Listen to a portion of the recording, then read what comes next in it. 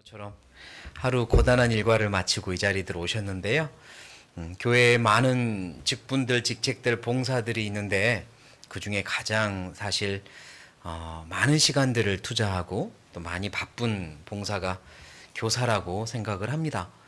저도 찬양대 교사 또 뭐 미선부, 문선부 이것저것 해보았지만 교사일 때가 돈도 제일 많이 들었고 시간도 제일 많이 들었고 그랬던 것 같아요. 근데 또 제 신앙에 가장 큰 도움이 되고 보람이 되고 지금 벌써 교사한 지 20년이 넘게 흘렀지만 20년이 넘도록 지금까지 보람이 되는 건 교사입니다.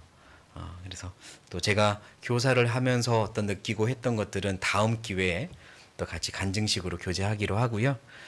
오늘은 이 시대, 코로나 시대에 우리가 어떤 교사가 되어서 어떤 내용을 가르쳐야 할까? 그 내용을 조금 더 중점적으로 함께 생각해보고 교훈을 얻는 시간이 되었으면 좋겠습니다. 같이 기도하고 시작하겠습니다. 살아계신 하나님, 저희를 만드시고 구원하시고 그리고 언제나 함께 해주시는 하나님께 감사합니다. 주님의 큰 은혜를 받은 저희들, 그 은혜가 저희 안에 늘 충만하게 채워지고 기억되게 하셔서 그 은혜로 살게 하시고 그리고 하나님께 그 은혜에 보답하며 살고자 하는 그 마음으로 살게 도와주십시오. 우리에게 맡겨주신 많은 것들, 그 중에 학생들을 맡겨주셔 교사의 직분을 주신 것 감사합니다. 이 귀한 영혼들, 하나님께서 피 흘려 사시고 많은 기대를 가지고 계시는 줄 압니다. 우리 역시 하나님의 그 마음으로 그들을 바라보고 섬기며 또 교육할 수 있도록 도와주시고 합당한 교사가 되어서 우리 역시 이 교사의 직분이 우리 삶에 도움이 되고 또 아버지께 영광이 되며 그 학생들에게도 좋은 영향을 미칠 수 있도록 도와주십시오. 피곤한 몸을 이끌고 이 자리에 왔습니다. 각자에게 필요한 은혜 베풀어 주시고 힘을 얻고 위로받는 시간 되게 도와주십시오.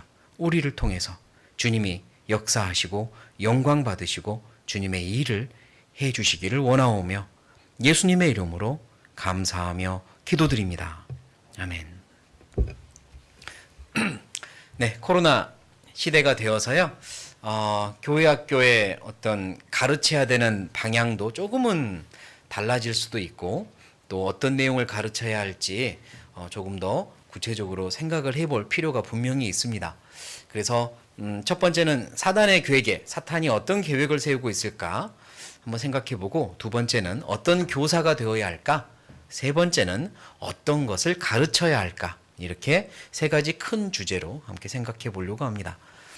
사탄의 계획에는 이전이나 지금이나 늘 비슷하게 활동하고 있습니다.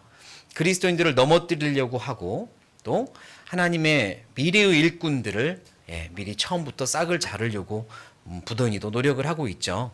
그리고 그리스도인들의 신앙을 넘어뜨리기 위하여 다양한 방법을 또 세우고 있고 각자에게 약한 것들로 마음속에 침투하여 그 약한 것들로 넘어지게 만드는 그런 괴계를 사용하기도 하고 또 세상과 타협하고 성경에서 신약에서는 그걸 또 세상과 벗이 되고자 하는 자는 음행하는 것이라고 해서 세상과 타협하고 다시 말해 세상과 음행하게 하고 결국 하나님과는 멀어지게 하고 그것도 사단이 쓰는 아주 좋은 방법이잖아요.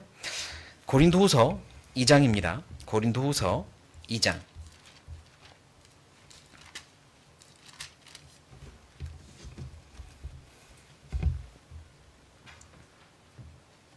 고린도후서 2장 11절 제가 읽겠습니다.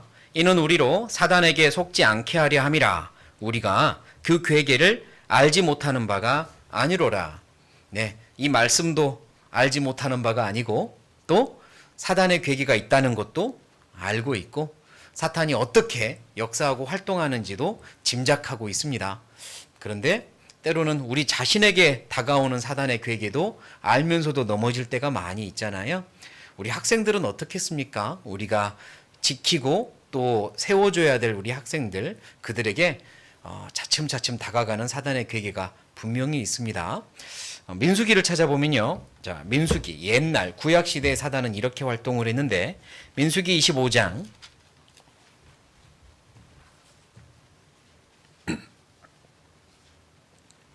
민수기 25장 1절부터 읽겠습니다. 이스라엘이 시딤에 머물러 있더니 그 백성이 모압 여자들과 음행하기를 시작하니라. 그 여자들이 그 신들에게 제사할 때에 백성을 청하매 백성이 먹고 그들의 신들에게 절함으로 이스라엘이 바알보올에게 부속된지라. 여호와께서 이스라엘에게 진노하시니라. 24장에는 주요 등장인물이 발람, 발락입니다. 기억나시죠? 발람은 또 이렇게 나귀와 대화했던 이방 선지자로 유명하잖아요. 발락은 모압 이방 지역의 왕이었고요. 이스라엘 민족이 모압 지경에 다다르자 이 모압의 왕이었던 발락이 이스라엘 민족을 어떻게든 이겨보고 싶고 또 물리치고 싶었습니다. 그래서 그가 생각한 방법은 신통방통한 발람이라는 이방 선지자를 불러서 그들을 저주해달라, 그 방법을 사용을 합니다. 그래서 발람이 그 발락의 요청을 듣고 몇 차례나 하나님이 안 된다 했지만 마음속으로 계속 타협을 하면서 이제 결국은 발락에게 옵니다. 그 사이엔 나귀가 계속 안 된다 이렇게 또 했던 사건들도 있고요. 결국은 발람은 하나님께서 금하셨기 때문에 이스라엘을 저주하지 못합니다. 도리어 축복을 하죠. 그리고 끝났을까?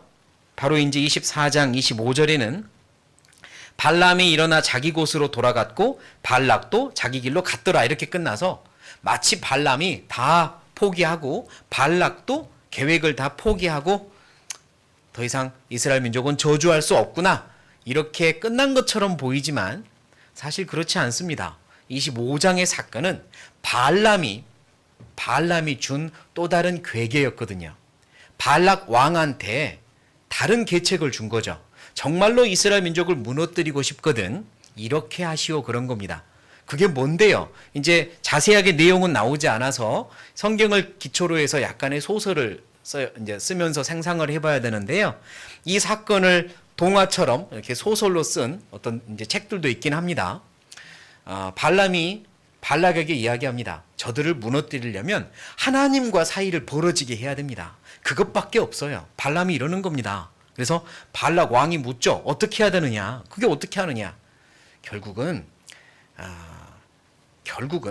남자들을 유혹하고 그 유혹해서 하나님과 벌어지게 해야 되는데 이렇게 하십시오 라고 하면서요, 모압의 예쁜 아가씨를 뽑아서, 이제 소설입니다. 아가씨들을 뽑아서 그들이 진을 치고 있으면 경계가 있을 거 아니에요? 결국은 그들이 진을 치고 보초들을 세우고 있을 텐데 그 경계는 모압의 땅이었을 겁니다. 그렇죠? 그래서 모압의 여인들을, 예쁜 여인들을 뽑아서 그 근처에서 장사를 하게 하십시오.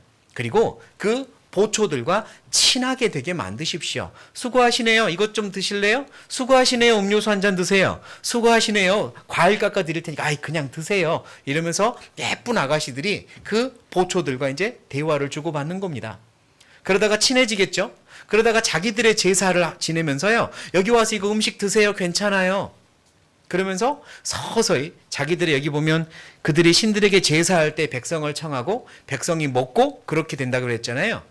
그러면서 그냥 와서 먹게 만드는 겁니다. 그리고 자기들은 아무렇지도 않게 이제 제사를 지내는 걸 보여주어요. 그리고 친해진 이 여인들이 우리 그쪽에 3명이네요. 마침 제 친구가 2명이 더 있는데 우리 3대상 미팅 한번 할래요? 이제 이런 식으로 하는 겁니다. 그래서 친구들 2명을 데리고 와요. 그리고 서로 막 이렇게 친해지고 소개시켜주고 하다가 이제 음행을 하는 거죠. 남자와 그 여인들은 이제 아주 돈 주고 처음부터 그렇게 산 겁니다. 그래서 남자들과 침상을 같이 하고, 그리고 점점 그들 속 깊이 들어오고, 그러면서 자기들의 신에게 절하게 만들고 하나님과는 멀어지게 만들고, 그게 발람이 주었던 계략이었습니다. 내가 저주는 못하지만 하나님과 그들을 멀어지게는 할 수 있습니다. 이렇게 한 겁니다. 31장을 볼게요. 31장.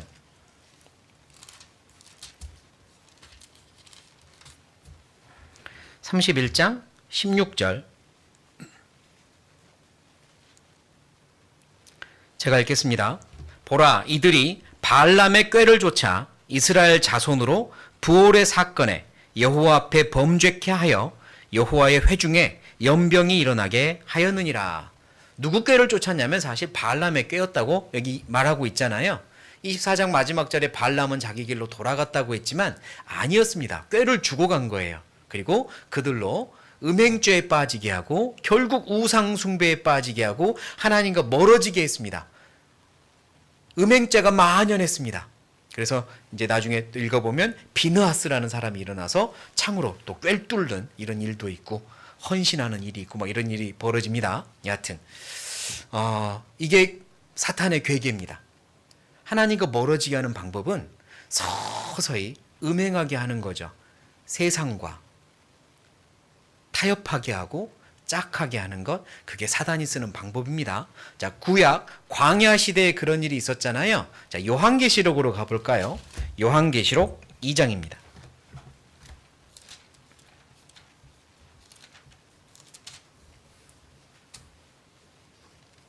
요한계시록 2장 14절. 요한계시록 2장 14절. 제가 읽어볼게요. 그러나 네게 두어 가지 책망할 것이 있나니 거기 네게 누구의 교훈? 발람의 교훈을 지키는 자들이 있도다. 발람이 발락을 가르쳐 이스라엘 앞에 올무를 놓아 우상의 제물을 먹게 하였고 또 행음하게 하였느니라. 정확하게 나오죠. 발람이 이런 꾀를 준 거예요. 우상에게 자기들도 모르게 타협하고 절하게 되고 행음하게 한 거죠. 그런데 그 구약시대의 사건, 그 마귀의 괴계가 요한계시록 지금 이 말을 받고 있는 버가모 교회에게 일어난 겁니다. 7교회 중에 버가모 교회에게 이 사건이 일어난 거죠. 그들 중에 발람의 꾀를 쫓아 음행하고 타협하고 하나님과 멀어진 사건이 있었던 겁니다. 버가모 교회는 교회의 역사 중에 약 AD 300년경 종교랑 나라가 국가교회가 이루어진 시대, 카톨릭이 공인되고 국가교회가 됐던 시대, 그 시대가 버가모 교회 시대입니다. 그래서 그 전에는 핍박 가운데 정말 그리스도인들이 핍박을 받으면서 복음을 전했는데 사탄이 방법을 바꿔버린 거죠. 국가교회로 승인해버린 겁니다. 자유롭게 누구든지 교회를 믿을 수 있게 만들어버린 거예요. 그랬더니 그들이요, 세상과 타협을 시작합니다. 음행을 시작했어요. 그리고 복음이 전해지는 게 아니라 세상이 그들 속에 들어와 버립니다. 그리고 마치 광야 시대에 그들이 음행을 했던 것처럼 이제 그들은 세상과 음행을 시작했어요. 그게 사탄이 쓰는 괴계였습니다. 핍박을 할 때는 굉장히 복음을 지키면서 전했던 그들이 자유를 줘버리니까 음행을 한 거예요. 그리고 이 사건이 쭉쭉쭉 계속되어서 약 1300년, 1200년 동안 교회 시대는 이제 교회의 복음의 역사가 거의 어두워져 버립니다. 버가모 다음에 두아디라 교회, 사대 교회 이 역사까지도 계속해서 두아디라 교회는 사단의 깊은 곳에 같이 들어간 교회가 되었고 사대 교회는 산자 같으나 죽음과 같은 죽은 교회가 됩니다. 약 1200년, 1300년을 그렇게 가는 거예요. 그러다가 다시 빌라델비아 교회 때 종교 개혁이 일어나면서 다시 부흥을 하거든요. 자, 그러면 지금은 어떨까요? 사단이 포기했을까? 그렇지 않죠. 지금도 비슷하게 괴계를 가지고 있을 거 아닙니까? 코로나 시대에 우리 학생들 교회당에 못 오는 게 당연한 게 되었습니다. 선생님들이 학생들과 만나서 교제할 수 없는 게 당연한 게 되었습니다. 저는요, 제일 두려운 게 그거예요. 지금 현 시대에서 제일 두려운 거, 어른들부터 교사들, 학생들까지도 이렇게 될까봐 제일 두려운데 타협할까봐. 무엇을 타협하냐면 신앙생활이라는 단어가, 신앙생활이라는 의미가 타협되어서 본래의 의미를 잊어버리고 약해질까봐. 그게 제일 걱정입니다. 예를 들면 이런 겁니다. 큰 죄를 짓고 있지 않으니까 그 정도면 신앙생활 잘하는 거다. 성경 읽고 있고 교회 나오고 있으니까 그 정도면 신앙생활 잘하는 거다. 그걸 신앙생활이라고 말할까 봐 저는 그게 걱정입니다. 어느 순간 헌신이라는 단어, 거룩이라는 단어가 사라져버리거나 아니면 아주 약한 개념의 단어로 바뀌어버릴까봐 걱정입니다. 그냥 헌금하고 교회당 출석하고 내 시간 좀 드리면 그게 헌신된 삶이라고 말할까봐 걱정입니다.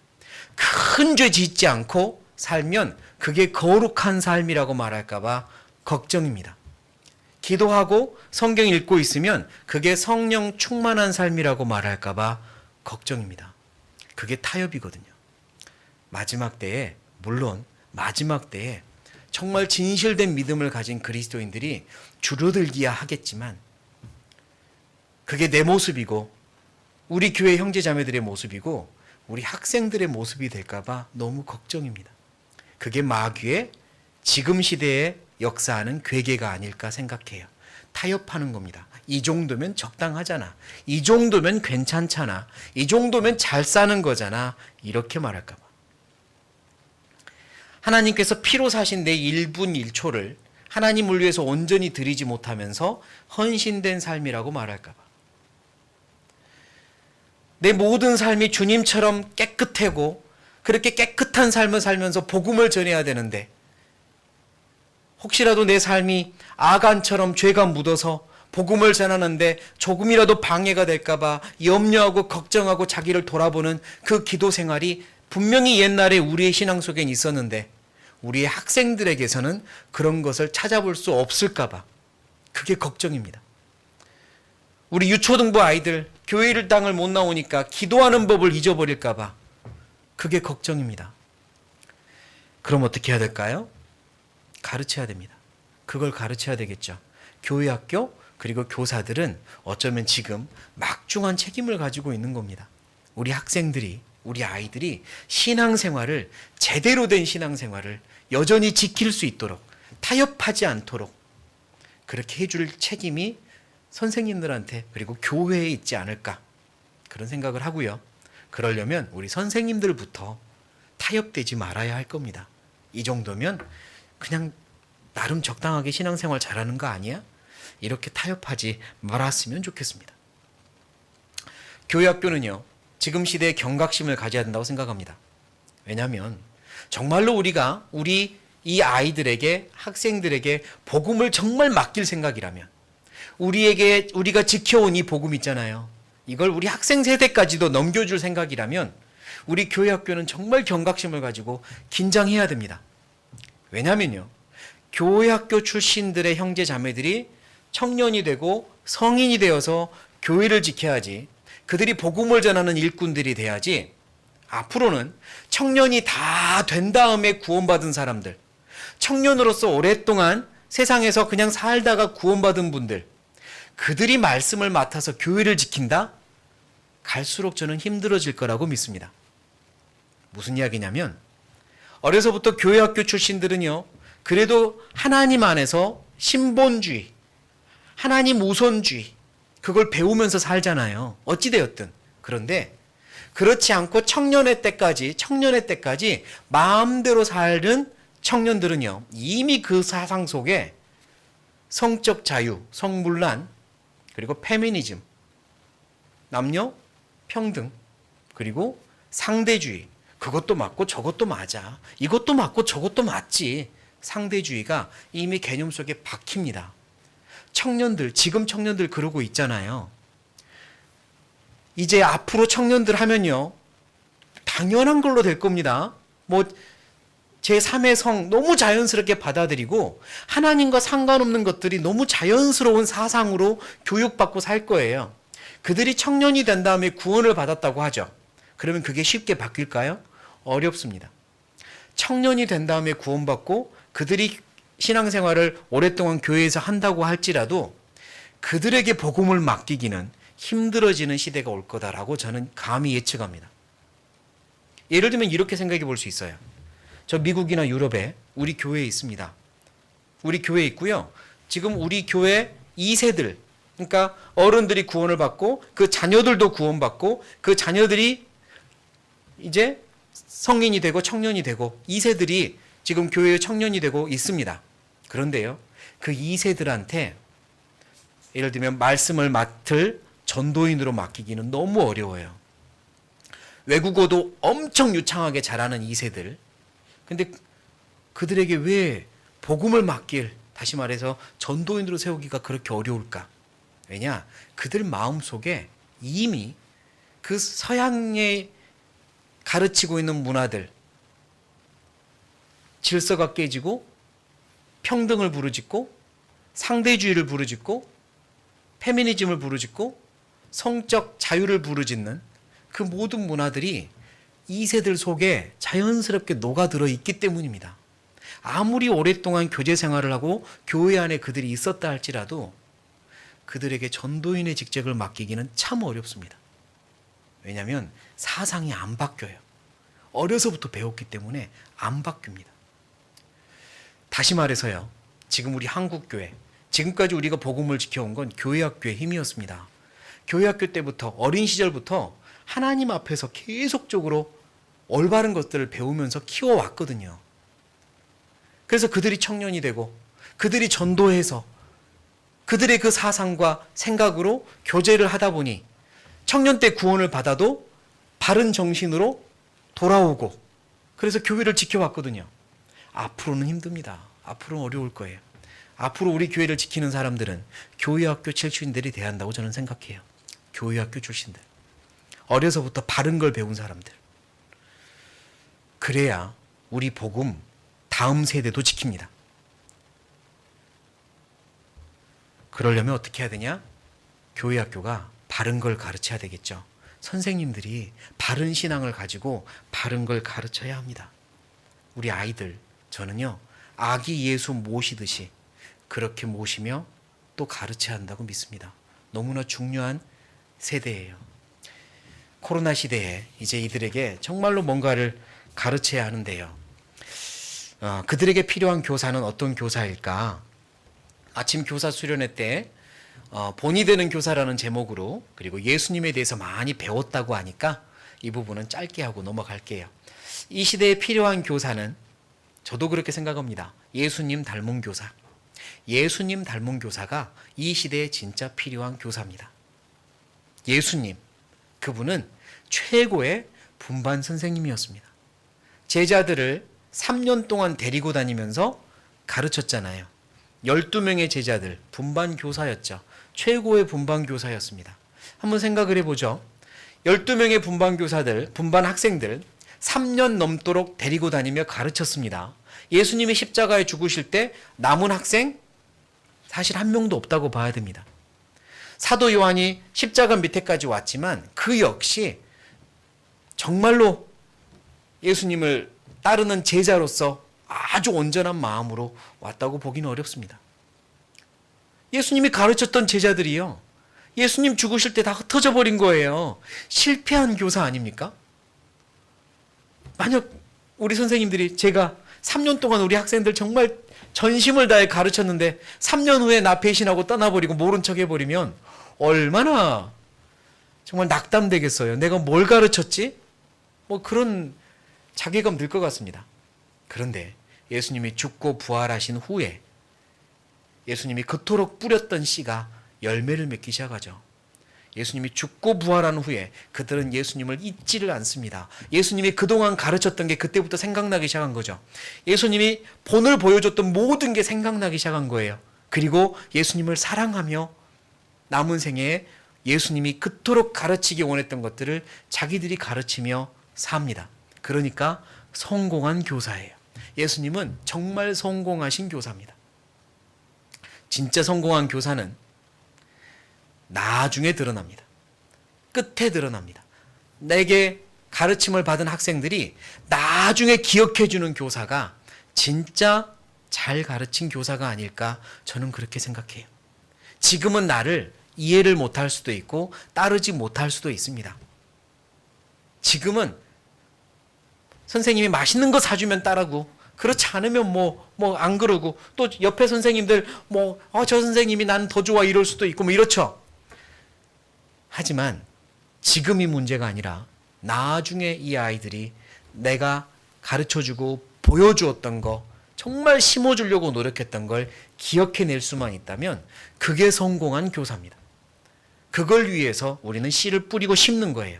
그렇게 했으면 좋겠어요. 지금 당장 드러나지 않아도 괜찮아요. 나중에 너희들이 내 마음을 기억해 줬으면 좋겠다. 이 마음으로 교사를 해 주십시오. 예수님은 그런 교사였으니까.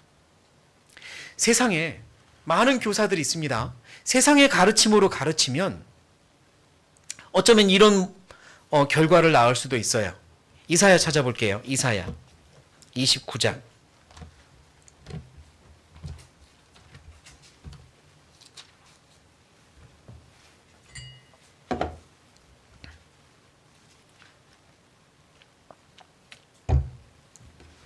이사야 29장 13절. 이사야 29장 13절. 제가 읽겠습니다. 주께서 가라사대 이 백성이 입으로는 나를 가까이하며 입술로는 나를 존경하나 그 무엇은? 마음은 내게서 멀리 떠났나니 그들이 나를 경외함은 사람의 계명으로 가르침을 받았을 뿐이라.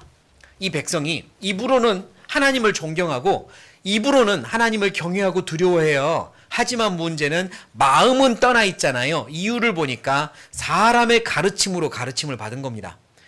다시 말해서 지식으로는 많은 걸 배웠어요. 하나님 두려워해야 된다고, 하나님 경외해야 된다고 지식으로는 많이 배웠어요. 하지만 그 마음 속에 들어간 게 없잖아요. 마음으로는 경외하지 않잖아요. 마음은 떠났잖아요. 그런 교사 될 수도 있습니다. 하지만 진짜 필요한 건 마음으로 하나님을 경외하는 걸 만들어줘야 되잖아요. 그러려면 교사들 먼저 마음으로 하나님을 경외하고 마음으로 하나님을 사랑해야 합니다. 그래야 우리 아이들의 마음 속에도 내가 가진 마음을 심어줄 수 있는 거 아닙니까? 예수님을 닮은 교사는 마음에다가 내 마음을 심어주는 교사입니다. 지금 당장은 그 싹이 나지 않아도 나중에 그 싹이 날 겁니다. 고린도 전서를 찾아보죠. 고린도 전서 2장.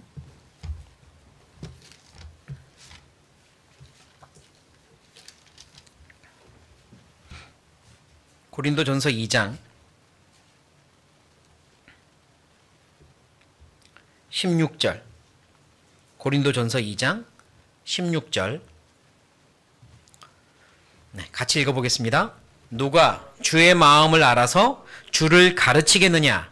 그러나 우리가 그리스도의 마음을 가졌느니라. 자, 누가 주의 마음을 알아서 주를 가르치겠느냐? 여기 잘 읽어야 됩니다. 사실 저도 예전에 읽을 때는 좀 다르게 해석을 했던 것 같아요. 주를 가르치겠느냐? 이게 무슨 말이죠? 예수님 앉혀놓고 지금 예수님을 가르치는 게 아니잖아요. 누가 주의 마음을 알아서 주님에 대하여 가르치겠느냐 이 말입니다. 누가 예수님에 대해서, 나의 주님에 대해서 가르치겠느냐. 학생들한테 우리는 예수님을 가르치는 선생님들이잖아요. 그런데 예수님을 가르치려면 무엇이 있어야 되느냐? 주의 마음이 있어야 돼요. 예수님의 마음을 내가 가져야 예수님의 마음을 가르칠 수 있다는 이야기입니다. 누가 주의 마음을 알아서 주님에 대해서 가르치겠느냐? 그러나 우리가 그리스도 예수의 마음을 가졌느니라. 사도 바울은 우리가 예수님의 마음을 가졌다. 그래서 예수님의 마음으로 너희들에게 가르치고 있다라고 자기 변호하고 있는 겁니다. 우리도요, 그런 선생님이 되기를 사모합시다. 예수님의 마음이 나한테 있어야 그걸 가르쳐 줄 수 있거든요. 예수님 지식적으로 얼마든지 가르쳐 줄 수 있죠. 십자가에서 죽으신 분, 이 땅에 와서 어떤 기적을 행하시고 병자도 낫게 하고 죽은 자도 살리시고 이런 말씀도 하고 저런 말씀도 하고 무릎을 꿇고 발도 씻어주시고 예수님에 대해서 많이 알려줄 수 있죠. 하지만 그 마음을 가르쳐주는 건 다른 문제입니다. 내가 예수님의 마음을 가져야 그 마음을 제대로 가르쳐줄 수 있고 그 마음이 심길 수 있는 겁니다. 그러면 예수님을 닮은 교사는 가르치는 것도 잘해줘야 되지만 진짜는 사실은 보여주는 걸 잘해야 됩니다. 뭘 잘해야 된다고요? 보여주는 걸 잘해야 됩니다. 보여주는 걸. 들려주는 걸 잘해야 됩니다. 빌립보서입니다. 빌립보서 4장.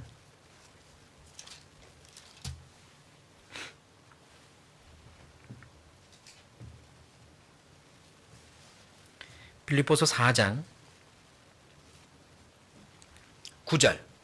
빌립보서 4장 9절. 제가 읽죠? 너희는 내게 배우고 받고 듣고 본 바를 행하라. 그리하면 평강의 하나님이 너희와 함께 계시리라. 제가 일부러 배우고 받고 띄지 않고 읽었고요. 듣고 본 바 띄지 않고 읽었습니다. 이 두 개가 사실 이렇게 연결되는 게 올바른 해석이거든요. 배우고 받고는 가르쳐 주는 겁니다. 그걸 듣고 지식을 습득하고 하는 거죠. 배우고 받고. 그러면 듣고 본 바는 뭐냐? 삶으로 들리게 해주고 보여준 겁니다. 삶으로 가르쳐 준 겁니다. 지식으로 가르쳐 준 것과 삶으로 가르쳐 준 것 두 가지를 이야기하고 있는 거예요. 사도 바울이 빌립보 성도들한테 너희는 내게 배우고 받고 듣고 본 바를 행하라. 그렇다면 바울은 입으로 가르쳐 준 것도 있었고 삶으로 보여준 것도 있었습니다. 그들의 삶이 그들의 귀에 들리도록, 그들의 귀에 알려지도록 그렇게 삶으로 가르쳐 준 것도 있었어요. 그게 교육입니다. 교육은 단순하게 수업만 이야기하는 게 아닙니다. 입으로 가르쳐주고 펜으로 가르쳐주는 수업만을 이야기하는 게 아니라 보여주는 것, 삶으로 가르쳐주는 것, 그것까지를 교육이라 합니다. 그게 교육이거든요. 그러니까 보여주는 교사가 돼야 됩니다. 내가 사는 모습을 학생들한테 보여줬으면 좋겠어요. 어렵죠. 그거 생각하면 진짜 아이고 나는 그럼 자격 없는 거 아니야? 사실 그런 생각도 할 수 있습니다. 저 역시 마찬가지고요. 저 역시 강단에 설 때마다 그리고 제가 원고를 쓸 때마다 하나님께 기도하는 건 그거예요. 솔직하게 이야기하면 하나님, 목사가 자기가 가르친 대로만 산다면 우리 교회에 더 부흥할 텐데요. 하나님, 제가 가르친 대로만 산다면 우리 교회 더 부흥할 텐데요. 저 그렇게 살게 해주십시오. 그런 기도를 하고 섭니다. 그러니까 다 그렇습니다. 완전하지 않고 서는 거고 완전하지 않지만 사모하는 겁니다. 가르친 대로 살고 싶습니다. 선생님들도 마찬가지. 내가 완전해서 가르치는 건 아니잖아요. 하지만 가르친 대로 살고 싶은 마음은 있어야 되겠죠. 그리고 그게 교사로서의 특권입니다. 내가 가르치기 때문에 더 두려운 마음도 생기고 더 그렇게 살 수 있는 마음도 생기고 사모하는 마음도 생기는 거고 가르치기 때문에 더 예수님을 닮아갈 수 있는 특권이잖아요. 특히 코로나 시대에 나태해지기 쉽고 정말 자칫 잘못하면 사탄이 틈타기 쉬운 이 코로나 시대에 교사로 산다는 건 특권입니다. 그러니까 나는 자격 없어라고 하기보단 하나님, 제가 정말 가르치고 보여주는 교사가 되도록 도와주세요라고 사모하는 마음으로 기도했으면 좋겠어요. 우리 아이들이 나를 통해서 보고 배운 게 있었으면 좋겠습니다. 보고 배우는 거. 고린도전서 4장입니다. 고린도전서 4장.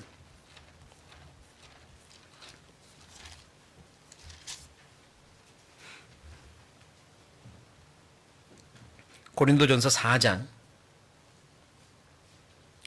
14절부터입니다. 14절부터. 제가 읽죠?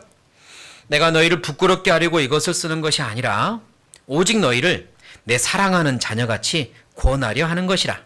그리스도 안에서 1만 스승이 있으되 아비는 많지 아니하니 그리스도 예수 안에서 복음으로써 내가 너희를 낳았음이라.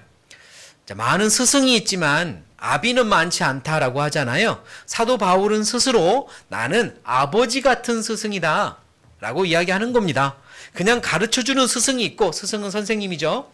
가르쳐주는 교사가 있고 아버지 같은 교사가 있는데 바울은 자기는 아비의 마음이라는 거죠. 그러면 스승과 아비, 아버지의 차이는 뭘까? 16절입니다. 같이 읽겠습니다. 그러므로 내가 너희에게 권하노니 너희는 나를 본받는 자 되라. 이게 아버지의 마음입니다. 내가 가르치는 대로 살아라가 아니라 나를 보고 살아라. 내가 하는 대로 살아라. 이렇게 가르치는 교사가 진짜 아버지의 마음이라고 믿습니다. 어디로 어떻게 가야 됩니까? 물어볼 때 손가락으로 가르쳐주며 저리 가야 된다 이렇게 가리키는 사람은 스승이고요. 따라와라, 같이 가자, 저기까지 내가 가주마 데리고 가는 사람은 어쩌면 아버지인 거죠. 사도 바울은 나를 본받아라, 나처럼 사는 게 신앙생활이다 라고 알려줍니다. 그게 아버지 같은 교사가 아닐까? 저는 이 말씀을 보면서 그렇게 구분을 했어요. 아버지 같은 교사는, 부모 같은 교사는 삶으로 보여주고 내가 가르치는 대로 살아라가 아니라 내가 하는 대로 살아라, 이거라는 거죠.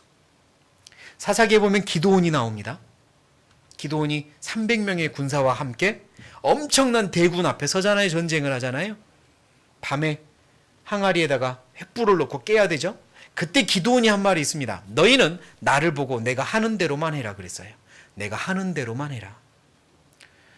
말로 가르친 게 아니라 먼저 행하고 따라하라고 하는 거죠. 그게 참 교사의 모습이다. 이 시대에 필요한 교사의 모습이고 내가 진짜 사모해야 될 교사의 모습이다. 우리 같이 기도해야 될 교사의 모습이라고 믿습니다. 그렇게 하면 시간이 흘러도 존경받고 기억나는 교사, 어쩌면 시간이 흘렀을 때 그때 가서 기억나는 교사가 될 수도 있을 겁니다. 그때 우리 선생님이 그토록 알려주려고 했던 게 이거였구나. 그럼 얼마나 뿌듯하고 자랑스럽습니까? 그렇게 됐으면 좋겠어요.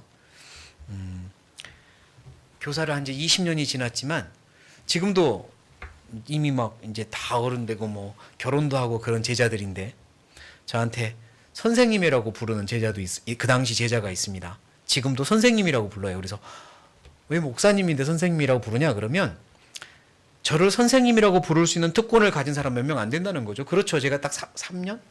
부산에서 3년 교사했고 서울중앙교회에서 1년 반을 교사를 했는데 저를 선생님이라고 부를 수 있는 특권을 가진 사람은 딱 그때 그 시대의 제자들밖에 없잖아요. 그러니까 자기는 특권이라는 거죠. 그래서 지금도 선생님이라고, 자기는 목사님이라고 안 부를 거라고. 뭐 나 인정 안 하는 거냐? 그럼 그건 아니라고. 선생님이라고 자기는 부를 거라고. 이런 걸 들으면 너무 사실은 뿌듯하고 기쁩니다. 다음 교사 우리 이렇게 저랑 만나는 시간까지 혹시 시간 되시면 나의 라임 오렌지 나무라는 책을 읽어보신 분도 있을 텐데요. 뭐 길지 않은 책이니까 어린이 동화지만 어른 동화이기도 한 한번 읽어보시면 좋겠어요. 나의 라임 오렌지 나무라는 책에 어린 말썽꾸러기 제제라는 아이가 나오고 그 아이에게 엄청난 영향을 준 뽀르뚜까라는 아저씨가 있는데 이제 뽀르뚜까 외우기 쉽게 사실 포르투갈 아저씨인데요. 그래서 뽀르뚜까라고 그 제제는 부른 겁니다. 근데 제가 나의 라임 오렌지 나무라는 책을 읽기 전에 교사를 했는데 제 별명을 누가 뽀르뚜까 아저씨라고 부르기 시작을 했어요. 학생 중에. 그래서 그게 뭐냐, 나 기분 나쁘다, 뭔지 모르겠다, 별로 어감도 안 좋다. 그런데 자기한테는 제가 뽀르뚜까 아저씨라는 거예요. 그래서 나중에 알았습니다. 그게 얼마나 좋은 별명이라는 걸. 자기 삶에 가장 큰 영향을 미친 선생님 이라고 말을 할 때 그렇게 기분 좋을 수 없었어요. 그렇게 선생님으로서 오래도록 기억 남는 나는 지금은 혹시 아이들이 내 마음을 몰라줘도 괜찮으니 이 마음만은 꼭 기억을 해다오. 그렇게 심어주는 그리고 보여주는 교사가 진짜 필요한 것 같아요. 그런 마음으로 교사를 했으면 좋겠습니다. 그래서 성경 지식을 많이 알고 많이 알려주고 가르쳐주고 물론 중요하고 좋습니다. 내가 공부를 많이 한 만큼 많이 자근자근 씹고 묵상한 만큼 또 맛있게 알려주겠죠. 하지만 그걸로 그치면 안 됩니다. 삶으로 보여주셔야 돼요. 삶으로. 자, 그러면 이제 세 번째입니다. 어떤 걸 보여주고 어떤 걸 가르쳐야 할까입니다. 첫 번째, 사탄의 괴계는 이러합니다. 두 번째, 우리에게 필요한 교사는 예수님을 닮은 교사, 보여주는 교사입니다. 이제 세 번째, 그렇다면 어떤 걸 가르치고 어떤 걸 보여줄까요? 라는 제목으로 세 가지만 말씀드리고 싶습니다.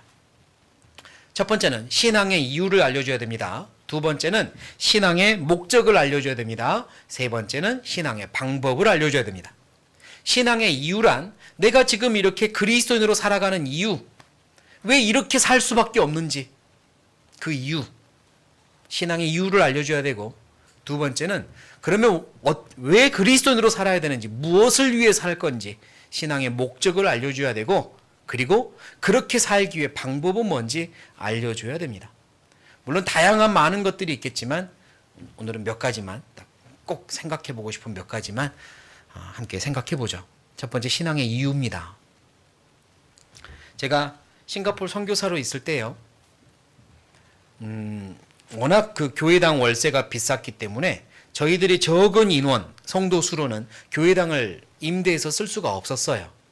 그래서 생각해낸 게 정말 복음적인 외국인 목사님이 이렇게 목회하는 교회당을 찾아가서 주일 오후에 좀 쓰게 해주세요, 이렇게 부탁하는 거.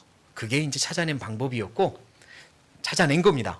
정말로 미국의 목사님인데요, 아주 복음적인 목사님이었고, 그 목사님이 이제 그 목회하는 교회당을 주일 오후에 좀 쓰게 해주세요, 저희랑 같은 복음을 전하고 있고, 막 그렇게 이제 해가지고 검증도 받고 그 후에 그 교회당을 쓰게 된 겁니다.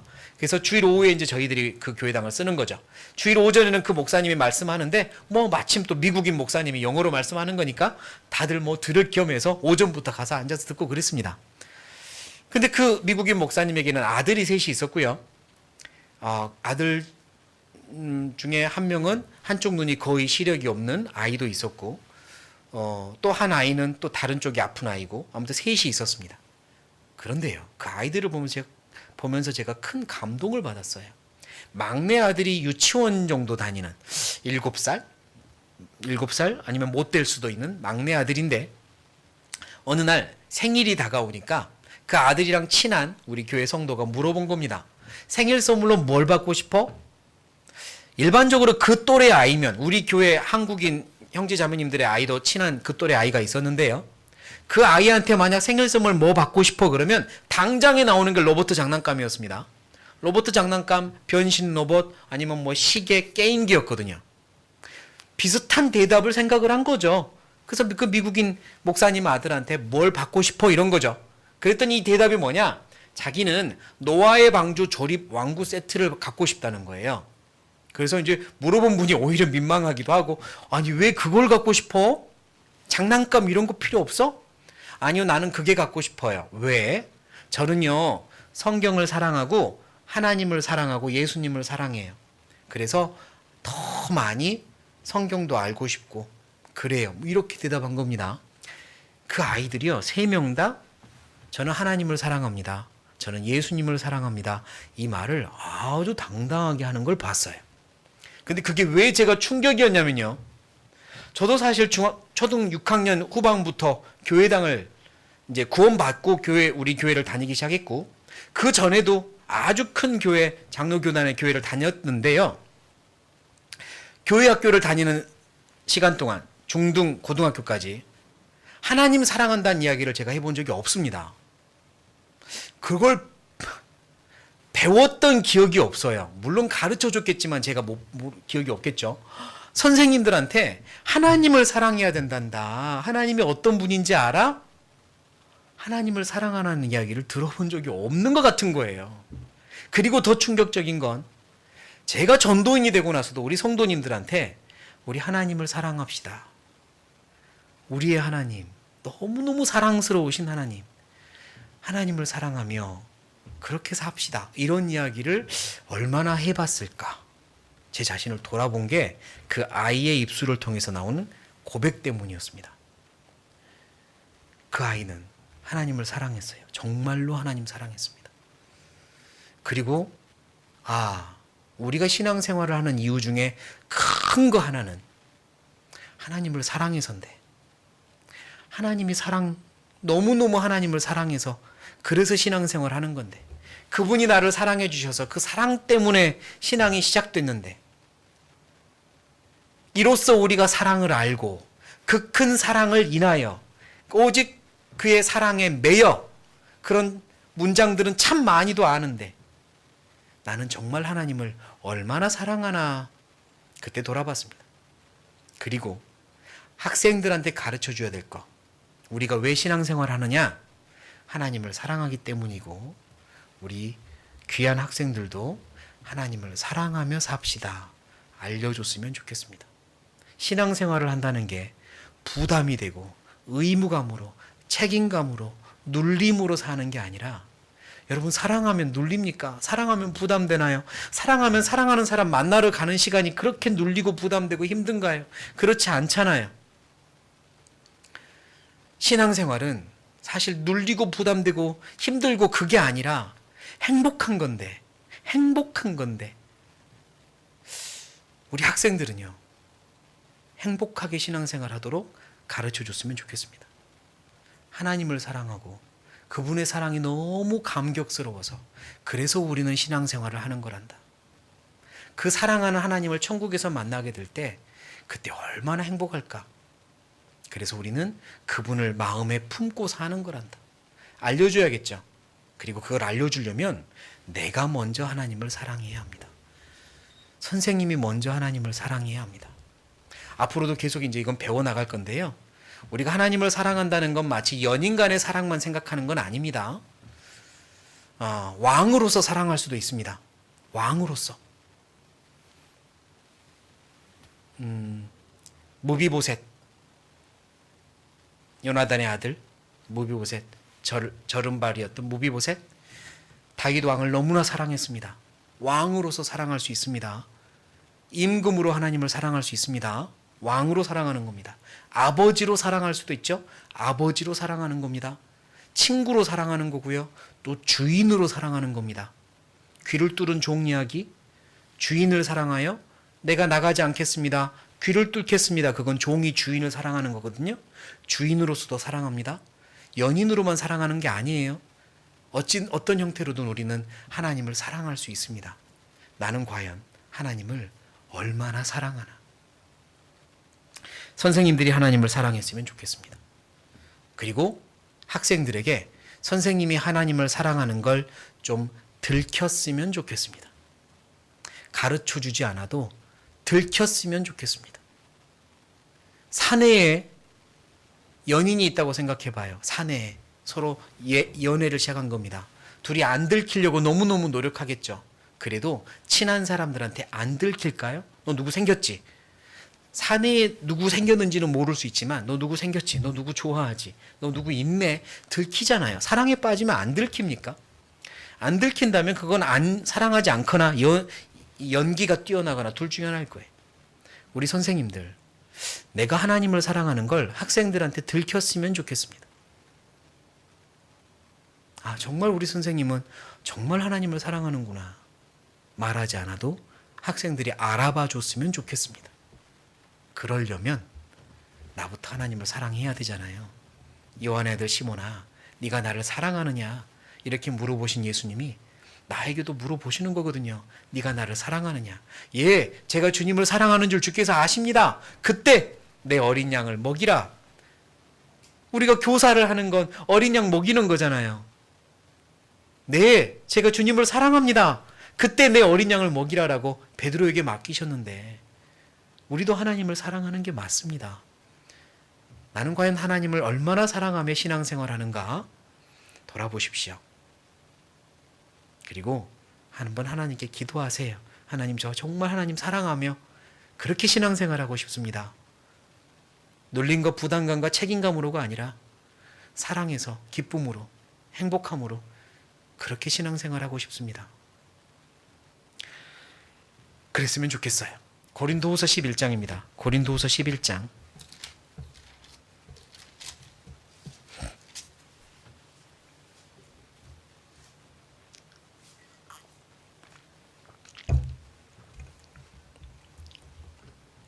(11장 2절) 고린도후서 11장 2절 제가 읽죠.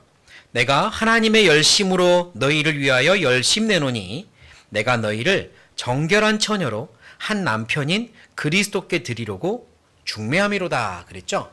여기서 하나님의 열심으로 그랬는데요. 원어적인 의미로는 하나님의 뜨거운, 좀 하나님 편에서 표현할 수 있는 사랑입니다. 하나님의 뜨겁고 열정적인 사랑, 헌신적인 사랑, 그게 열심이거든요. 내가 하나님의 그 뜨거운 사랑으로 너희를 향해 열심 내노니, 사랑을 내노니 내가 너희를 그리스도께 연결해 주려고 중매함이로다 그랬죠. 중매 알잖아요. 중매는 서로 소개시켜서 결혼시키려고 중매하는 거잖아요. 다시 말해서 중매는 서로 두 사람을 사랑하게 만들려고 가운데서 역할하는 게 중매하는 사람의 역할입니다. 선생님들은요, 학생과 하나님 사이를 중매해 주는 역할이죠. 둘이 뭐 하라고? 사랑하라고. 앞에 전도인도 마찬가지고요. 우리 사랑하는 형제자매님들이 하나님과 서로 1대1로 사랑하는 관계, 그렇게 신앙생활하라고 앞에서 섬겨주고 도와주는 거, 그게 제 역할이라고 믿습니다. 바울도 그 마음으로 중매를 한 거죠. 둘이 사랑하라고. 하나님과 사랑하십시오. 천국에서는 결혼할 겁니다. 우리는 신부입니다. 이 땅에서도 하나님을 사랑하며 사십시오. 그게 중매쟁이의 역할이잖아요. 선생님들도 우리 학생들과 하나님이 정말 서로 사랑할 수 있도록 아버지로서, 임금으로서, 주인으로서, 친구로서, 연인으로서 어떤 형태로든 사랑할 수 있게 그렇게 선생님들이 이어줬으면 좋겠습니다. 그러려면 내가 하나님을 먼저 사랑해야겠죠. 그게 신앙의 이유입니다. 신앙의 이유 많이 있습니다. 그거 하나뿐이라고 하는 게 아닙니다. 단 이 시대에 우리 학생들에게 그것 좀 알려줬으면 하는 바람인 겁니다. 두 번째, 신앙의 목적입니다. 그럼 우리는 왜 그리스도인으로서 사는가? 왜 그리스도인 학생으로서 살아야 하는가? 신앙의 목적은 너무 사실은 당연한 거죠.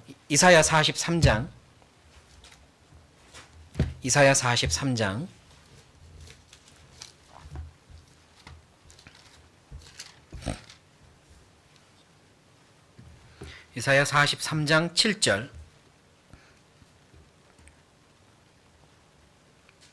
43장 7절 같이 읽겠습니다. 무릇 내 이름으로 일컫는 자 곧 내가 내 영광을 위하여 창조한 자를 오게 하라. 그들을 내가 지었고 만들었느니라. 하나님은 창조주가 맞습니다. 분명히 우리를 창조하셨죠. 창조의 목적을 말씀하잖아요. 내가 내 이름을 위하여 내 영광을 위하여 창조한 자를 오게 하라. 하나님이 우리를 창조하신 이유, 그리고 구원하신 이유, 구원하셔서 새롭게 창조하신 이유, 하나님의 영광을 위해서입니다. 우리가 살아가는 이유, 하나님의 영광을 위해서입니다. 신약에서도 사도 바울은 이걸 아주 강하게 이렇게 강조하고 있죠. 고린도전서 10장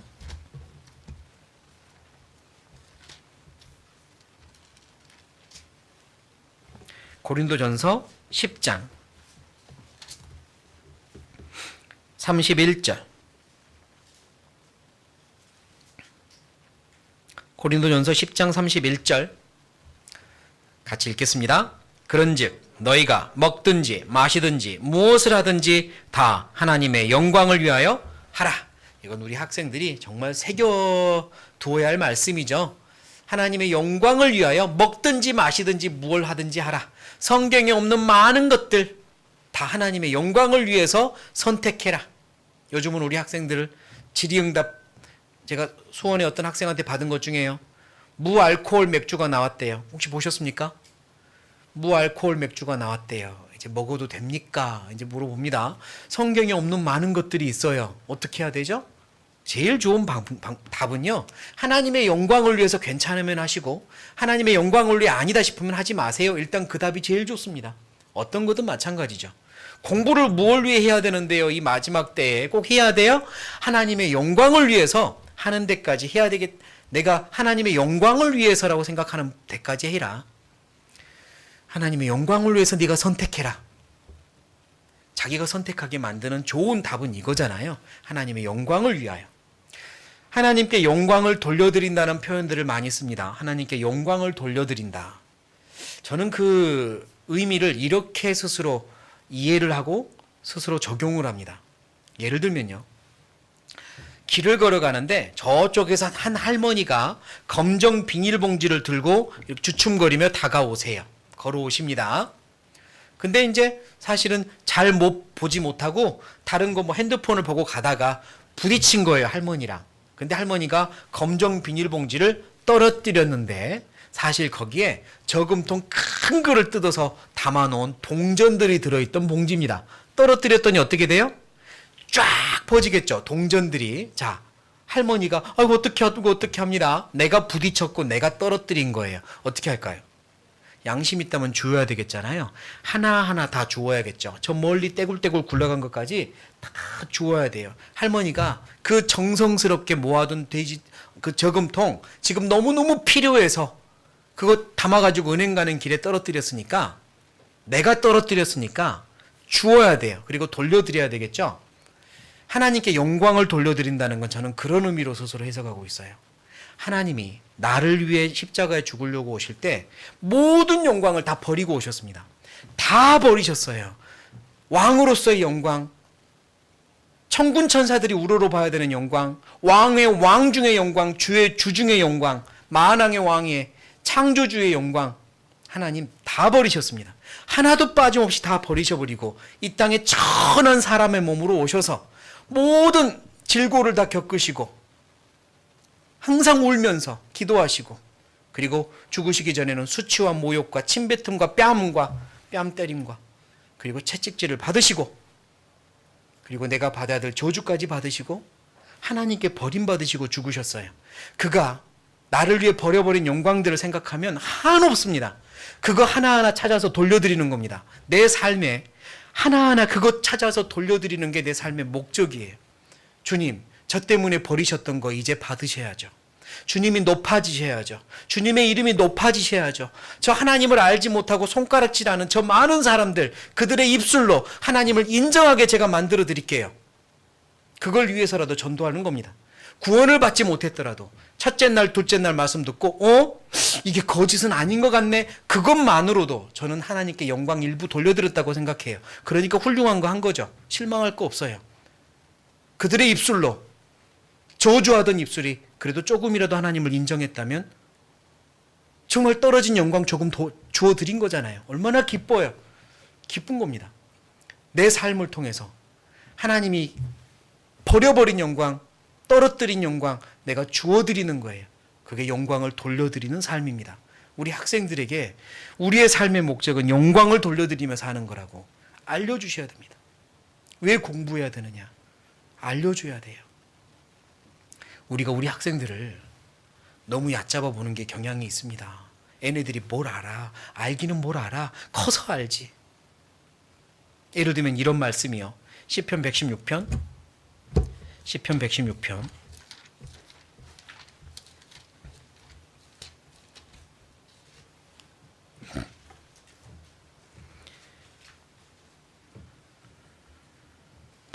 12절. 시편 116편 12절. 잘하는 말씀이죠. 제가 읽겠습니다. 여호와께서 내게 주신 모든 은혜를 무엇으로 보답할꼬? 과연 이 말씀, 이 고백은 누가 해야 될까요? 신앙생활을 오래도록 한 어른의 입술에서 간신히 나와야 되는 고백이겠냐고요. 학생들은 이 고백하면 안 되는 거냐고요. 초등학생들은 이 고백을 하면 안 되는 거냐고요. 중학생, 고등학생이 사춘기 아이들이 이런 고백을 하는 건 너무 어색하고 이상한 거냐고요. 그 복음을 지켰던 우리 이전에 많은 믿음의 사람들, 어려서부터 이런 결단을 했던 사람들이 얼마나 많습니까? 우리가 알고 있는 어떤 일화, 리빙스턴인가요? 자기 몸을 헌금함에 넣었다는 그 아이의 일화. 어려서부터 그렇게 할 수 있잖아요. 하나님을 사랑하면, 하나님의 은혜에 감격하면 어려서부터 할 수 있잖아요. 저는 싱가포르에 있을 때요, 어쩔 수 없는 상황이었지만 아이들을 가르칠 교사가 없으니까 중고등부 상급 학년들, 중3부터 이 아이들에게 교사가 없으니 따로 분반교사를 할 수가 없고 너희들이 초등부 선생님이 되라. 중3부터 초등부 선생님이 있습니다. 얼마나 잘했는지 몰라요. 할 수 있습니다. 우리가 안 시켜서 그래요. 못한다고 처음부터 우리가 막고 있는지도 몰라요. 중3 애들이 교사했습니다. 그리고 잘했어요. 맡으니까. 이런 고백을 왜 애들이 하면 안 되는 거죠? 우리가 하면 안 된다는 생각은 하지 않지만, 물론 이런 고백을 하게 만들어야 되겠다는 생각을 왜 우리는 하면 안 되는 거죠? 선생님들은. 이 아이들이 삶의 목적을 어려서부터 정할 수 있는 거잖아요. 어떻게 이 은혜를 보답하며 살까요? 그걸 위해 저는 공부할게요. 아이들이 그렇게 할 수도 있는 거잖아요. 선생님들이 또 그렇게 가르쳐 줄 수도 있지 않을까요? 그래야 이 아이들이 복음을 지켜낼 수 있지 않을까요? 그래야 이 아이들이 의무감과 책임감으로가 아니라 남들이 봐서 경쟁심으로가 아니라 진심으로 전도할 수 있지 않을까요? 그렇게 했으면 좋겠어요. 저는 우리 중고등부, 유초등부 그렇게 할 수 있다고 생각하고요. 그렇게 했으면 좋겠어요. 우리들이 같이 더 기도하고 연구해야 될 숙제입니다만 그 안에는 예수님 들어있습니다. 어리지 않아요. 중1, 중2, 중3 애들이 범죄 저지른 것 뉴스 보세요. 어른이 저지르는 범죄보다 더 심각한 죄를 짓잖아요. 그러면 왜 죄는 그렇게 어른이 짓는 죄보다 더 큰 죄를 짓는데 어른이 살 수 있는 신앙생활보다 더 큰 비전을 가질 수는 없는 거냐고요. 애들이 할 수 있겠잖아요. 그렇게 만들어줄 수도 있잖아요. 그래서 더 기도해보고 그런 기대감을 갖고 좀 대입했으면 좋겠어요. 우리 아이들이 정말 하나님의 은혜를 어찌하면 보답할고 나는 주님의 영광을 위해서 살 거야. 이런 고백을 할 수 있는 아이들로 내가 같이 교제하고 싶다. 그리고 이런 고백을 할 수 있으려면 이 은혜를 어떻게 보답할고 이런 고백을 할 수 있으려면 우리 성인들도 마찬가지인데요. 히브리서 13장입니다. 히브리서 13장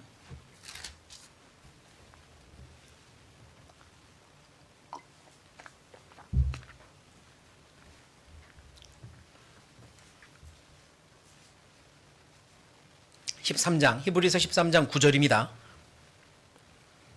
여러 가지 다른 교훈에 끌리지 말라. 마음은 무엇으로서? 은혜로서 굳게 함이 아름답고 식물로서 할 것이 아니니. 우리의 마음은 은혜로 굳어져야 됩니다. 은혜가 쌓이고 쌓이고 굳은 살이 박혀야 돼요. 은혜로 딱딱하게 굳어져야 돼요. 우리의 마음이에요. 하나님의 은혜가 내 마음에 늘 넘쳐야 돼요. 늘 묵상해야 됩니다.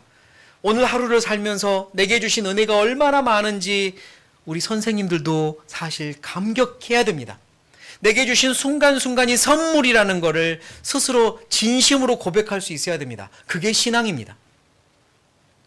내게 주어진 모든 시간들, 모든 만남들, 어려움과 고난들까지도 하나님이 준비한 선물이구나. 감사합니다. 그렇게 살 수 있는 게 진짜 신앙이고 마음을 은혜로 굳게 하는 거거든요. 이것도 은혜입니다. 이것도 은혜입니다. 이 가시도 은혜입니다. 사도 바울은 사단의 가시를 줬지만 그게 은혜라고 고백하잖아요. 마음은 은혜로서 굳게 함이 아름답고 내 마음에 늘 은혜로 채워지는 거, 그게 신앙이고 선생님이 그럴 때 아이들에게 그걸 가르쳐 줄 수 있습니다. 그리고 연구도 해야죠. 예를 들면 1조 원 1조 원이 얼마나 큰지 설명해 보시오. 사실 저도요 1조 원이 얼마나 큰지 모르겠어요. 차라리 1억이 더 큰 것 같아요. 개념이 안 서니까. 그렇잖아요. 근데 1조가 얼마나 큰지 설명을 해보라고 하면 이제 연구를 해야죠. 하루에 1,000만 원씩 써도 270년을 써야 1조 원을 쓴답니다. 하루에 1,000만 원씩 써도 1년이 아니라 270년. 그렇게 써야 1조 원을 쓴다는 거예요. 그렇게 설명하면 조금 1조 원이 커 보이잖아요. 하나님의 은혜가 너무 큰데 이걸 어떻게 설명해 줄까? 무작정 크다 할까? 우주가 너무 큰데 이걸 어떻게 설명할까? 무작정 크다 할까? 쪼개고 쪼개서 설명하는 방법을 선생님들이 찾아야 될 필요는 있습니다. 그래서 설명해 줘야죠. 하나님을 경외하게 하려면 하나님이 크신 분인 줄 알아야 되는데 얼마나 큰지를 설명할 수 있어야 경외할 수도 있겠죠. 그러려면 선생님들이 먼저 가르치려는 목적이 아니라 스스로를 위해서라도 묵상해야 됩니다. 하나님의 은혜와 하나님의 크기에 대해서 묵상할 필요 있습니다. 에베소서 4장 3장 에베소서 3장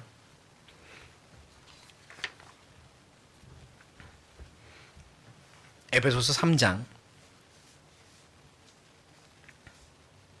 18절부터입니다. 에베소서 3장 18절. 제가 할게요.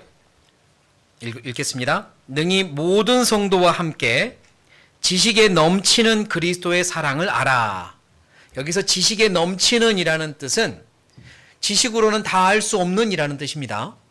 지식을 훨씬 초과해버리는, 지식, 이론과 지식으로는 알 수 없고 설명할 수 없는 그리스도의 사랑을 알아. 그 넓이와 길이와 높이와 깊이가 어떠함을 깨달아 하나님의 모든 충만하신 것으로 너희에게 충만하게 하시기를 구하노라. 이 성경을 쓴 사도 바울도 하나님의 너기 노기, 넓이 길이 높이 깊이, 따라해 보실래요? 너기 노기. 저 그렇게 외웠습니다. 넓이 길이 높이 깊이. 하나님의 넓이와 길이와 높이와 깊이를 사도 바울도 더 알아가는 중이었겠죠. 사도 바울한테 만약에 얼마나 알았습니까? 그러면 하나님의 그 크기에 비하면 저는 정말 손톱만큼도 모릅니다. 그렇게 고백하겠죠. 하지만 더 알아가고 더 알아가고 더 알아가는 과정이었겠죠. 그리고 이 편지를 받는 에베소 성도들한테 여러분들도 그 큰 사랑의 넓이와 길이와 높이와 깊이를 더 알아가세요 라고 부탁하는 거 아닙니까? 선생님들도 마찬가지. 그건 묵상하셔야 됩니다. 더 알아가셔야 돼요. 그 은혜가 얼마나 큰지, 그 사랑이 얼마나 큰지, 하나님이 얼마나 큰지 더 알려고 묵상하고 사모하시면 좋겠습니다. 매일 기도하는 게 그겁니다. 하나님 더 알고 싶어요. 하나님 더 알고 싶습니다. 하나님의 사랑이 얼마나 크신지 더 알고 싶습니다. 내게 주신 은혜가 얼마나 큰지 더 알고 싶습니다. 더 알아야죠. 더 알아야 가르칠 수 있고, 더 알아야 하나님께 감사하고 또 은혜에 보답하고 살고 싶을 수 있으니까. 선생님들도 마찬가지. 그걸 더 묵상해야 아이들한테 가르쳐 줄 수 있고, 아이들이 나도 이 은혜를 어떻게 보답하며 살지 고민해 볼래요. 이렇게 말할 수 있지 않겠습니까? 마음은 은혜로서 굳게 함이 아름답습니다. 은혜로 단단하게 만들어 주십시오.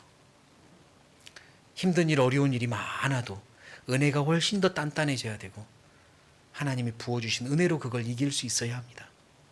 그게 신앙입니다. 이제 신앙의 방법입니다. 그 목적을 이루기 위해 방법도 많이 있겠지만 이 코로나 시대에 딱 두 가지.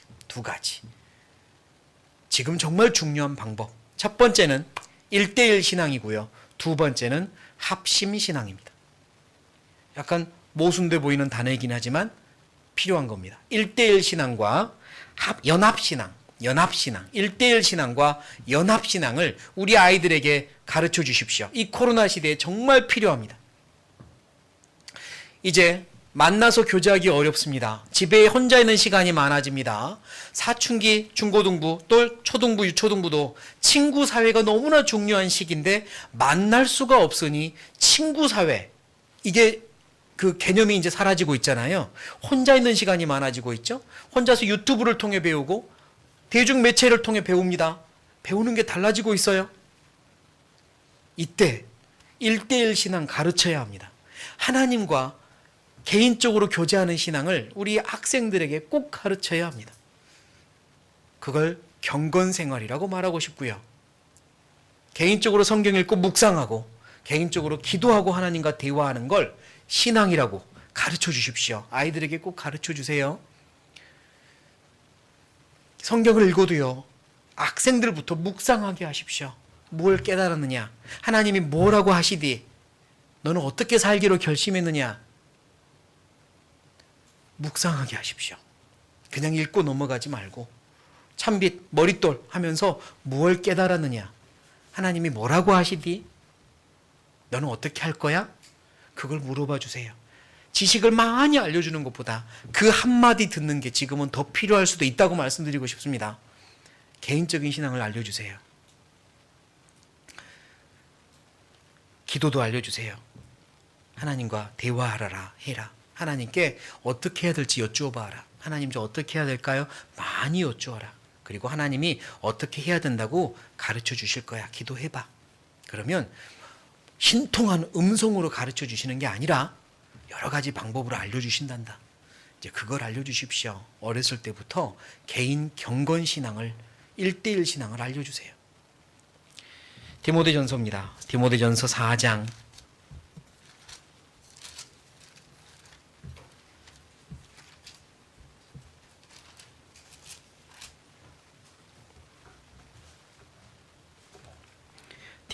4장 7절. 망령되고 허탄한 신화를 버리고 오직 경건에 이르기를 무엇하라? 연습하라. 연습은 갈고 닦는 겁니다. 처음부터 되는 게 없어요. 처음부터 완성되지 않습니다. 주님 오실 때까지 완성 없습니다. 우리 계속 연습해야 되는 거잖아요. 어려서부터 연습하게 시켜주십시오. 언제부터 연습 시작해야 되는데요? 어려서부터, 교회 학교 나올 때부터 연습 시작시켜야 돼요. 묵상하고 기도하는 연습이요.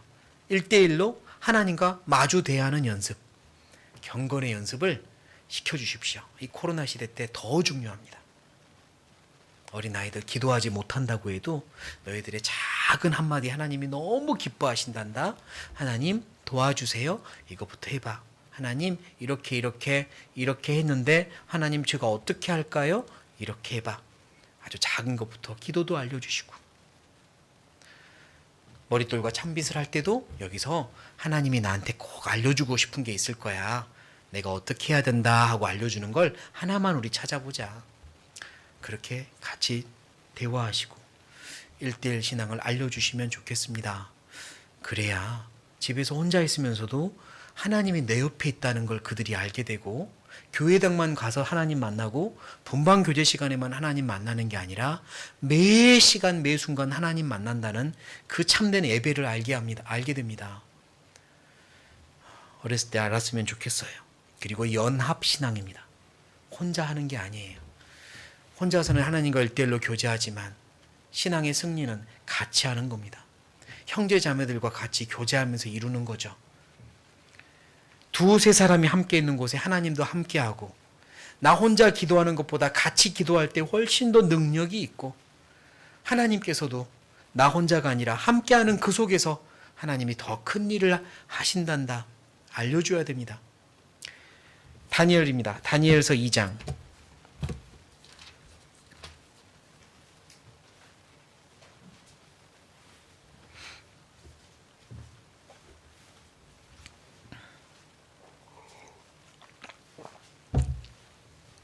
다니엘 2장 17절 18절 17절 18절 제가 읽겠습니다. 이에 다니엘이 자기 집으로 돌아가서 그 동무 하나냐와 미사엘과 아사랴에게 그 일을 고하고, 하늘에 계신 하나님이 이 은밀한 일에 대하여 긍휼히 여기사 자기 다니엘과 동무들이 바벨론의 다른 박사와 함께 죽임을 당치 않게 하시기를 그들로 구하게 기도하게 하니라. 바벨론의 왕이 꿈을 꾸고 이 꿈이 무슨 뜻인지 무슨 꿈이었는지 해몽하라고 막 사실 말도 안 되는 명령을 내립니다. 박사와 술사들이 꿈이라도 알려주시면 해몽할게요. 근데 뭐 모르겠다는 거예요. 꿈도. 다 죽여라. 그럴 때 다니엘이 가서 기간을 주시면 알려드리겠습니다. 노여움을 푸시고 기다려 주십시오. 한 다음에 다니엘이 친구들한테 바로 왔습니다. 뭐 부탁하러 왔냐면 기도 부탁하러. 기도하자 우리. 지금 이런 일이 있다. 여기서 하나님이 우리 도와주지 않으시면 우리도 죽고 여기 많은 사람이 죽는다. 기도하자. 그게 연합신앙이잖아요. 혼자 하는 게 아니라 같이 하는 거거든요. 분반이라는 게 있고, 이 분반 아이들과 연합하는 걸 알려주셔야 됩니다. 여러 가지 방법을 써서라도요. 뽑기를 해가지고 이번 일주일 동안은 누구를 위해 기도하는 주야. 우리 이번 일주일 동안은 누구를 위해 같이 기도하는 거다. 이렇게 약속을 해서 그 한 사람을 위해 기도하고 돌아가면서 기도해 주기를 할 수도 있죠. 또는 뽑아가지고 그 아이가 그래 너는 우리 누구 형제 우리 자매 무얼 기도해 줄까 하나만 이야기해봐. 일주일간 같이 기도할 거니까. 그렇게 함께 기도하는 걸 훈련시켜 줄 수도 있겠죠. 아니면 이렇게 이제 카톡방 같은 거 운영도 잘 하실 텐데 같은 것들을 올리면서 기도 제목이든 묵상한 내용을 서로 올리면서 서로 칭찬해주고 서로 격려해주고 하는 거를 배우게 할 필요도 있겠죠.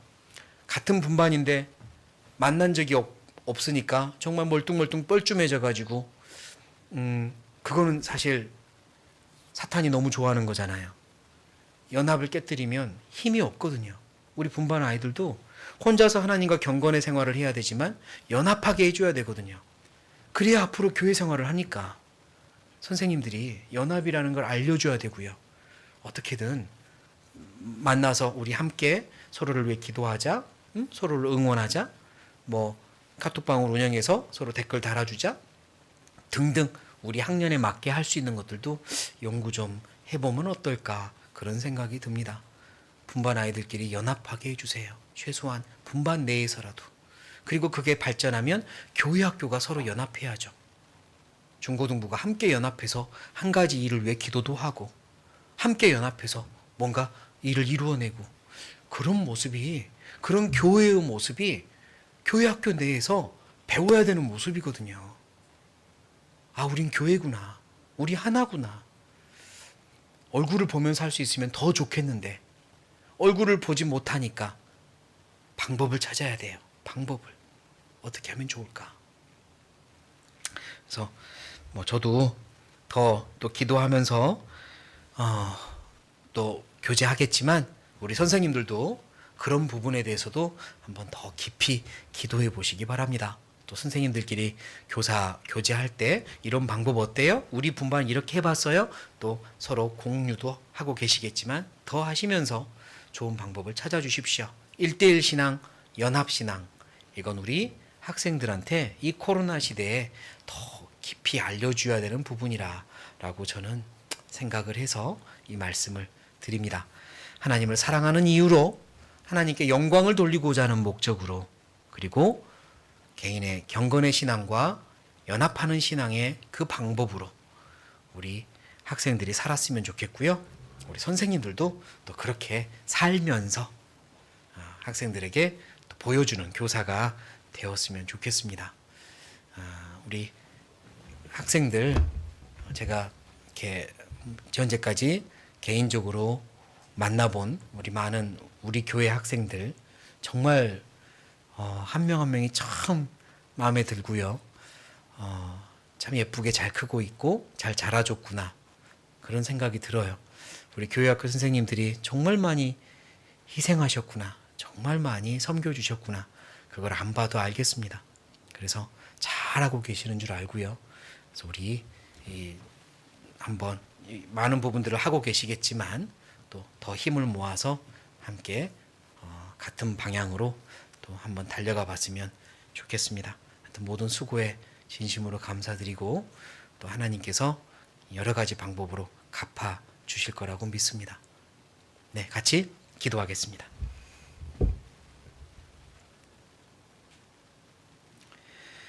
사랑과 은혜가 충만하신 하나님 아버지, 저희를 구원해 주시고 언제나 함께 해 주셔서 감사합니다. 하나님을 만나는 그날은 하나님 앞에 서서 떳떳하고 자랑스럽게 하나님께 칭찬을 받는 우리가 되기 원합니다. 그날을 소망하며 하루를 살기 원합니다. 우리에게 맡겨주신 이 직분도 귀하게 여기고 어떻게 하면 조금이라도 더 하나님의 마음으로 하나님의 마음을 우리 귀한 학생들에게 알려줄까 더 사모하고 기도하며 교사의 직분을 이행할 수 있게 도와주십시오. 많이 지혜가 필요하고 사랑도 필요합니다. 도와주십시오. 우리 귀한 학생들이 믿음을 지키고 복음을 지켜서 주님 오실 때까지 이 교회를 지켜나가는 믿음의 일꾼들이 될 수 있게 도와주시고 그 일을 위하여 우리 교회를 사용하여 주십시오. 귀한 교사들, 주님을 위해 살아가는데 부족함이 없도록 영육간의 필요를 채워주시고 축복으로 갚아주십시오. 모든 걸 감사드리며 모든 걸 부탁드리며 예수님의 이름으로 기도드립니다. 아멘.